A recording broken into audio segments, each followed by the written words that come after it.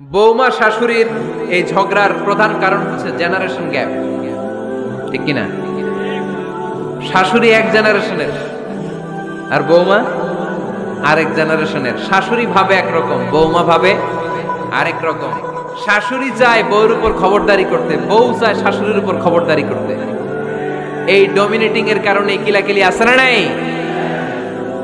এটা ঠিক না। আমার শাশুড়ি মায়েরা যারা আছেন, প্রথমে শাশুড়ি দিয়ে শুরু করি।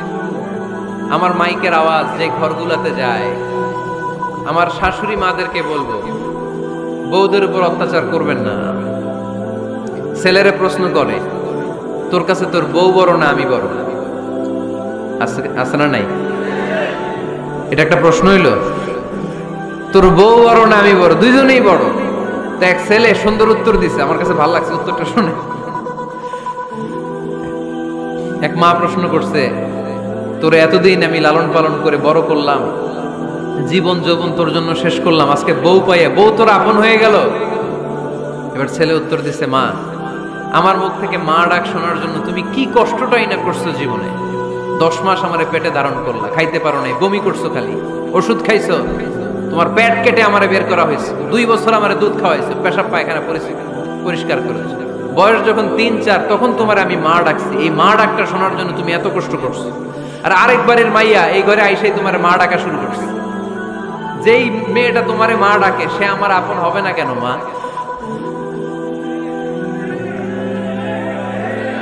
ঠিক কিনা? এই মা ডাক শোনার জন্য তুমি এত কষ্ট করলা, আমার লালন পালন করলা, 10 মাস পেটে ধরলা, পেশাব পায়খানা পরিষ্কার করলা, এরপরে মা ডাক শুনতে পারছো। আর আরেকবারের মেয়ে জানা নাই চিনা নাই এসেই তোমার ডাকা শুরু করছে মা। তো যে আমার মারে মা ডাকে তার স্থান তো আমার কলিজায়, ঠিক কিনা? শাশুড়ি আম্মারা যারা আছেন, প্লিজ বৌমাদেরকে কষ্ট দিয়েন না। অনেক শাশুড়ি আছে পান থেকে চুন খসলে রেগে যায়, পদে পদে স্ত্রীর ভুল ধরে, বউয়ের ভুল ধরে, আছে না নাই? এটা করবেন না। সে তো নতুন, আপনার অনেক এক্সপিরিয়েন্স হতে তার সময় লাগবে। তাকে সময় দিন, তাকে ভালোবাসুন, ঠিক কিনা? না বুঝে সামান্যতে বৌমারে বদদোয়া দেয়, এরকম আছে না নাই? কিন্তু বুঝতে চায় না, বৌমারে যদি বদদোয়া দেয় তাহলে তার নিজ ছেলের পরিবারের ক্ষতি। পেটে ধরা যে ছেলে, ছেলের পরিবারের কিন্তু ক্ষতি, তার আপন নাতি নাতনিদেরই ক্ষতি। আওয়াজ করে বলেন ঠিক কিনা? বৌমাকে বদদোয়া দিয়েন না। বৌমাকে নিজের মেয়ের মতো দেখবেন। সমাধান আমি দিচ্ছি। কেমন দেখতে হবে? নিজের মেয়ের মতো। নিজের মেয়ে সকালে ঘুম থেকে ওঠে 11টা, ওইটা সমস্যা নাই। বৌমা কেন উঠলো না, ওইখানেই ঝামেলা, আছে না নাই? মেহেরবানি করে আপনার বৌমাকে আপনার নিজের মেয়ের মতো দেখেন। নিজের মেয়েরে যেমনি আদর করেন তাকেও অমনি আদর করেন। আপনার বৌমারে যদি আপনি কষ্ট দেন, মনে রাখবেন আপনার নিজের মেয়েটাও আরেকবারের বউ হয়ে কয়েকদিন পরে যাবে। আপনি যা যা করবেন আপনার মেয়েকেও তারা ওই রকম কষ্ট দিয়ে বাড়িতে ফিরিয়ে দিবে। চিল্লায় বলেন ঠিক কিনা? খবরদার, টিট ফর ট্যাট। ইটটি মারলে পাটকেলটি খেতে হয়। এজন্য শাশুড়ি আম্মা জানেরা যারা আছেন, বৌমার সাথে খারাপ আচরণ করবেন না মেহেরবানি করে। তাকে আপনি কষ্ট দিলে আপনার নিজের মেয়েটাও আরেক বাড়ির বৌমা হবে, সেও ওই বাড়িতে এই কষ্টগুলো ভোগ করবে। এগুলো যখন আপনি শুনবেন তখন আপনার চোখ দিয়ে পানি পড়বে কি পড়বে না? পড়বে। এবার আসেন বৌমার কথা বলি। বৌমা যারা আছেন মেহেরবানি করে, বৌমা যারা আছেন মেহেরবানি করে আপনার শাশুড়ি আম্মাকে নিজের মায়ের জায়গায় রাখবেন। আপনার বাড়ি ছেড়ে নতুন বাড়িতে আসছেন, তো এটাই তো আপনার বাড়ি। আপনার মা রেখে দিয়ে নতুন মা পাইছেন, এটাই তো আপনার মা। তো ওনাকে মায়ের জায়গায় বসাতে আপনার সমস্যাটা কোথায়? বৌমারা খেয়াল রাখবেন, আপনি আপনার শাশুড়ির সাথে যে আচরণটা করতেছেন, আপনার শেষ বয়সে আপনার ছেলের বিয়ে দেওয়ার পরে যে বৌমাটা আসবে ওই আচরণই আপনাকে ফিরিয়ে দিবে। The nature has its own return. প্রকৃতির একটা মাইর আছে, এটা শেষ মাইর, এটা শেষ খেলা। প্রকৃতির খেলা বড় খেলা। আপনি আপনার শাশুড়ির সাথে যে আচরণ করবেন, আপনার শেষ বয়সে আপনি একদিন শাশুড়ি হবেন, এটা মাথায় রাখবেন। ওই আচরণই আপনি ফিরে পাবেন। আওয়াজ করে বলতে হবে ঠিক কিনা? এজন্য 9 নাম্বার পয়েন্টস হচ্ছে মিউচুয়াল রেসপেক্ট। সবাই যেন সবাইকে ভালোবাসি, দোষ ছাড়া মানুষ নাই, সবার দোষ আছে, আমরা যেন একে অন্যের দোষ না খুঁজি। বৌমারা, আপনাদের কেন যদি আমার মাইকের আওয়াজ যায়, অল্প কিছু টেকনিক অবলম্বন করলে আপনি আপনার শাশুড়ির মন জয় করতে পারবেন। শাশুড়িরা আসলে বেশি কিছু চায় না, আগের জামানার মানুষ তো, এদেরকে ওইভাবে হাত করতে হবে। মাঝে মাঝে একটু শাশুড়ির মাথায় তেল দিয়ে দেন, চুলে তেল দিয়ে দিবেন আর কি, মাঝে মাঝে চুল আশ্রয় দিবেন, এগুলো কিন্তু খুব পছন্দ করে শাশুড়িরা। ওনার প্রেশারটা একটু মেপে দিবেন, ডায়াবেটিক্সের ওষুধটা খাইলো কিনা সময় মতো খোঁজ নিবেন, কি পছন্দ করে খেতে একটু রান্না করে দিবেন। যেই বক্তার ওয়াজ শুনতে পছন্দ করে ওই বক্তার ওয়াজগুলো ডাউনলোড করে শাশুড়ি আম্মাকে দিবেন, ইসলামী বই দিবেন। দেখবেন বয়স্ক নারীরা মাহফিল যেতে খুব পছন্দ করে, ওয়াজ শুনতে খুব পছন্দ করে, নবীদের কাহিনীগুলো শুনতে পছন্দ করে। বসায় বসায় একটু কাহিনীগুলো শোনাবেন। বাইরে বেরোলে জিজ্ঞেস করেন, আম্মা আপনার কিছু লাগবে কিনা। আর একটা টিপস আছে, চুল যখন আশ্রাবেন আর শাশুড়ির মাথায় যখন তেল দিয়ে দিবেন, তখন অতীতের কথা জিজ্ঞেস করেন, দেখবেন অতীতের স্মৃতিতে হারিয়ে গিয়েছে আপনার শাশুড়ি। কি জিজ্ঞেস করবেন জানেন? জিজ্ঞেস করবেন, আম্মা জান, মুক্তিযুদ্ধের সময় আপনার বয়স কত ছিল? ওই সময় মুক্তিযুদ্ধের সময় আপনাদের এলাকায় কি কি হয়েছিল মা? আরেকটা প্রশ্ন করবেন, মা বিয়ের সময় আপনি কেমন ছিলেন? ওই দিন দেখবেন বুড়ি আর বুড়ি নাই, জুয়ান হয়ে গেছে। ওই দিন বলবে, মা আমি অনেক সুন্দরী ছিলাম, আমার মাথায় অনেক চুল ছিল, আজকে নাই।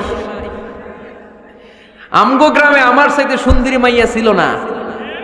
অতীতের স্মৃতিতে, স্মৃতি হাতরাতে হাতরাতে তিনি হারিয়ে যাবেন।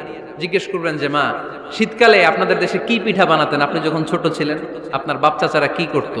এগুলো জিজ্ঞেস করলে উনি স্মৃতির পাতা হাতরাতে হাতরাতে চোখ দিয়ে দাঁড় দাঁড় করে ওনার পানি ঝরতে শুরু করবে। আপনার জায়গায়, ওনার হৃদয়ের মনি কোঠায় এমন জায়গায় পৌঁছবে, আপনার ছাড়া উনি কিছুই বুঝবে না। বৌমারা, এই অল্প কিছু টিপস অবলম্বন করে আপনারা আপনাদের শাশুড়ির মনকে জয় করতে পারেন। শাশুড়ি বৌমার দ্বন্দ্ব আমরা চাই না, আমরা চাই শাশুড়ি বৌমাকে নিজের মেয়ের মতো জানো, আর বৌমার শাশুড়িকে আপন মায়ের মতো ভালোবাসুক, ঠিক কিনা? এই মিউচুয়াল রেসপেক্টই পারে শাশুড়ি বৌমার দ্বন্দ্বকে দূর করতে, আর ঘরটারে শান্তি টুকরা বানাতে। আওয়াজ করে বলেন ঠিক কিনা? কয়টা গেল? আর আছে কয়টা? দোয়া করবেন একে অপরের জন্য। দোয়া, সাইয়েদনা ইব্রাহিম ফ্যামিলির জন্য দোয়া করতেন, রব্বি জাআলনি মুকিমাস সালাতি ওয়া মিন যুররিয়াতি রব্বানা ওয়া তাকাব্বাল দুআ। ও আল্লাহ, আপনি আমারে নামাজ কায়েমকারী বানান, আমার কলিজার টুকরা সন্তান ইসমাইলকেও নামাজ কায়েমকারী বানান, আমার দোয়াটা আপনার দরবারে আপনি কবুল করে নেন। সুবহানাল্লাহ পড়েন। রব্বানা ইন্নী আসকানতু মিন যুররিয়াতি বিওয়াদিন গায়রি যী যারইন ইনদা বাইতিকাল মুহাররাম। ও আল্লাহ, আমার সন্তান সন্ততি, আমার ফ্যামিলিকে ধুধু মরুপ্রান্তর এই উপত্যকার মধ্যে তোমার কাবা ঘরের সামনে রেখে গেলাম, তাদেরকে তুমি নামাজ কায়েমকারী বানিয়ে দিও। গোটা বিশ্বের সব মানুষের অন্তর আমার ফ্যামিলির দিকে আল্লাহ তুমি ঝুঁকিয়ে দিও। ওয়ারযুকহুম মিনাস সামারাত, ফলমূল দিয়ে আল্লাহ তুমি তাদেরকে রিজিকের ব্যবস্থা করে দিও। তার মানে সব নবীরা তাদের পরিবারের সদস্যদের জন্য দোয়া করতেন কি করতেন না? আবার কোরআন আমাদেরকে শিখালো, রব্বানা হাব লানা মিন আজওয়াজিনা ওয়া মিন যুররিয়াতিনা কুররাতা আ'য়ুন ওয়াজআলনা লিল মুত্তাকিনা ইমামা। ও আল্লাহ, এমন নেককার সন্তান, এমন নেককার স্ত্রী আপনি আমাকে দান করেন যাদের দিকে তাকালে আমার চোখ দুইটা ঠান্ডা হয়ে যায়। চক্ষু শীতলকারী স্ত্রী দেন। বিয়ে যাদের হয় নাই, ইয়াং ছেলেরা এই দোয়াটা করবা। বিয়ের জন্য দোয়ার দরকার আছে না নাই? প্রতিদিন এই দোয়া করবা, আল্লাহ এমন স্ত্রী দেন,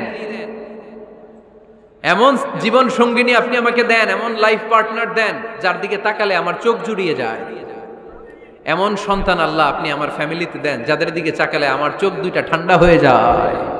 নেককার সন্তান, নেককার স্ত্রী আল্লাহর কাছে দোয়া করে চেয়ে নিতে হয়। তাহলে ফ্যামিলি মেম্বার একে অপরের জন্য দোয়ার দরকার আছে না নাই? বাবা দোয়া করবে ছেলের জন্য, ছেলে করবে বাবার জন্য, মা দোয়া করবে মেয়ের জন্য, মেয়ে করবে মায়ের জন্য, ভাই করবে বোনের জন্য, বোন করবে ভাইয়ের জন্য। দোয়ার দরকার আছে না নাই? দোয়া করবেন সবাই সবার জন্য। এই যে কোরআনের বঙ্গানুবাদ পাওয়া যায় না এখন, কথা বলেন, স্মার্টফোন আছে কার কার দেখি? হ্যাঁ, কারা কারা স্মার্ট দেখি? হাজার হাজার স্মার্ট, মাশাআল্লাহ। এই স্মার্টফোনের ভেতরে আল কোরআন নামে বাংলায় কোরআনের একটা অ্যাপস পাওয়া যায়। কথা বলেন, পাওয়া যায় কি যায় না? আজকে থেকে এই অ্যাপসটা ডাউনলোড করে প্রতিদিন 1 আয়াত 2 আয়াত 3 আয়াত করে পড়া শুরু করে দেন।